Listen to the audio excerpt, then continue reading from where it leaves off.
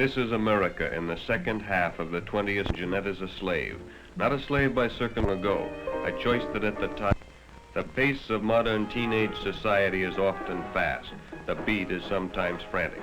Culture, the need to belong is ever present. Associations are quickly and easily made. Boy meets girl. It often takes experience and maturity to arrive at wise decisions. A friendly, outstretched hand, an engaging smile, and offer. It is second all, or more commonly referred to as a red. But to the group, it's a means to an end. What can be the harm? After all, the 20th century is run on pills. A pill for extra vitamins, a pill to go to sleep, a pill to wake up. Why not a pill to make you feel good? But that small red capsule is a dangerous drug to be administered by a competent physician, not by a newly found boyfriend. But the pressure of the group, the need to belong, the desire to try something new is too great a temptation. But the effect isn't long and lasting, and when the drug wears off and the coming down, as it's called, takes place, you feel let down and tired.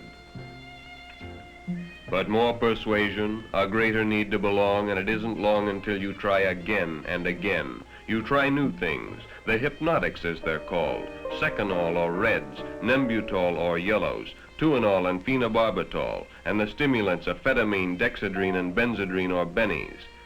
You begin to lose track of your friends because now you belong to a group that must move in a veiled world of secrecy because what you are doing is against the law, the constant fear of apprehension.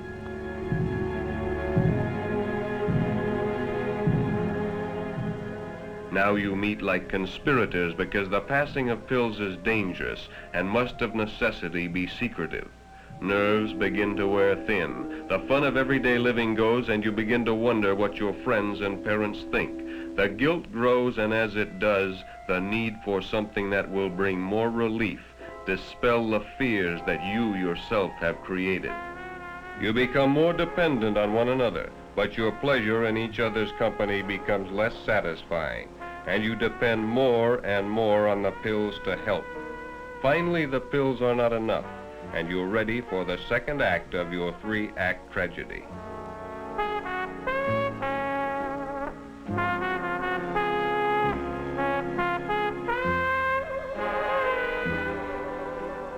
You've heard Mike and the group talk of toking up a joint. You know it means smoking marijuana.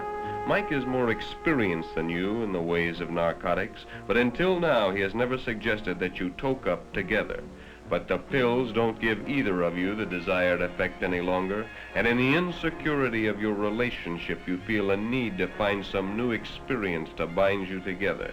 So a suggestion that only a short month ago would have been repulsive now is considered. The smell and the taste are anything but pleasing. It makes you cough and your throat becomes dry and hot. You feel like you're floating. You concentrate on one object, a tree in the distance. It's called fixing. As you concentrate, time slows down. You hallucinate, that is, you dream. This is called tripping.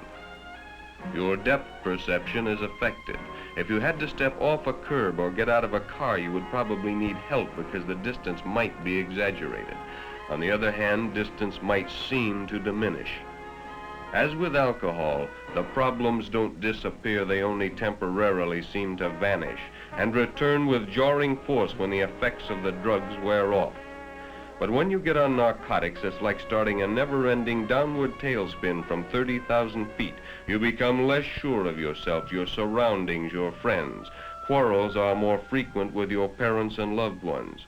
You try to convince yourself you're right, but deep inside you know you're not. You lose your sense of values. You think of little else but another blow-up, your newfound language for smoking marijuana. You've completed the second act, and the third act curtain is just about to go up. You don't know it now, but when it does, it's the beginning of the end, the point of no return. It can start in many ways, at a party, in the secrecy of a dirty room. That's how your third act began, at the top of a crummy staircase on the second floor of a sleazy apartment building. Now a new character enters your tragedy. His name is Eric. You and Mike had gone to his place to pick up your week's supply of pills. You didn't like Eric, but Mike had insisted. He'd welded you to his code of secrecy and forced you to help push the pills so you wouldn't cop out on him. A user learns to trust no one, not even his best girl. You sat toking up. It didn't give you the kick it used to. Eric, like all addicts, knew this. Oh yes, he smoked with you, but only to be sociable until the time came when he could introduce you and Mike to heroin. A year ago, you would have been revulsed at the thought of heroin, but now it's an easy step from marijuana to heroin. A pill, a cigarette, a hypodermic needle.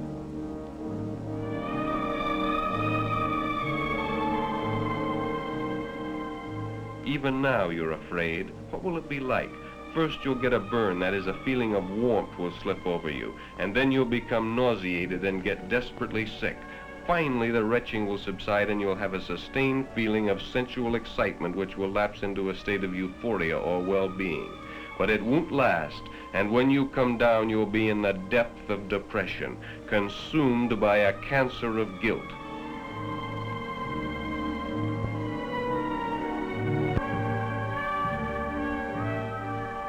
For just 1 second, your conscience pricks as you see the needle inserted and the death-dealing liquid slipping in and mixing with Michael's blood. For a moment, you want to say no, but the will to resist is gone.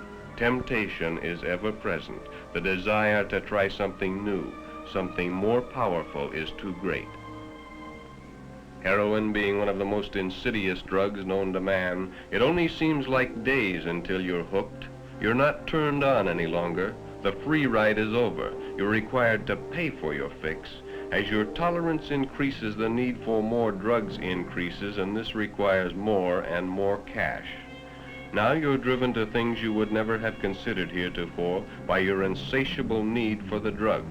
Your moral fiber has collapsed, and no crime is beyond your imagination. You are an addict, and your total effort in life is to obtain money to feed your habit. Now you're launched on a full-scale teenage crime wave of your very own, but with each passing day your tolerance increases, and now a fix only helps to make you appear normal and dispel the symptoms of withdrawal.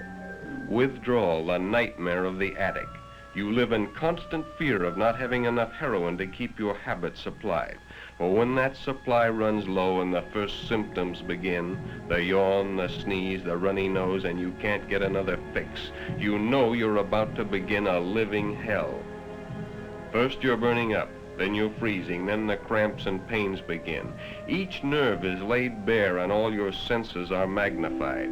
Your whole being is like one giant nerve, raw and exposed to every outside stimulus. This period of withdrawal can go on for a week before the pain subsides and your senses come back to something approaching normal. And for this you steal and live a life of degradation and crime. But in your thirst for money you become careless and Mike is caught. Now you're on your own, and you must support your habit in the best way you can. You live in a jungle of fear. You're forced to deal with Eric alone. Mike is no longer there to help. Eric only laughs at your need and tells you to get money. Money, money, and more money. You're not prepared to take a job. Besides, no job would pay the kind of money you now need. You've got yourself a $50 a day habit. You can't support that slinging hash. So you turn to the only thing you can that will bring your kind of money. You become a call girl. You support that $50 a day habit, but not for long, because your looks begin to disintegrate. Your clients will no longer pay your price. You go from call girl to streetwalker.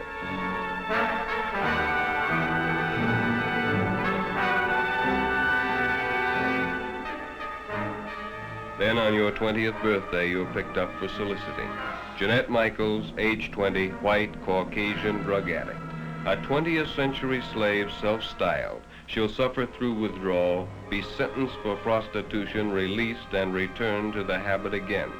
Lost to society, she'll continue her hopeless, degrading existence until she escapes in death. Today, tomorrow, maybe not for years.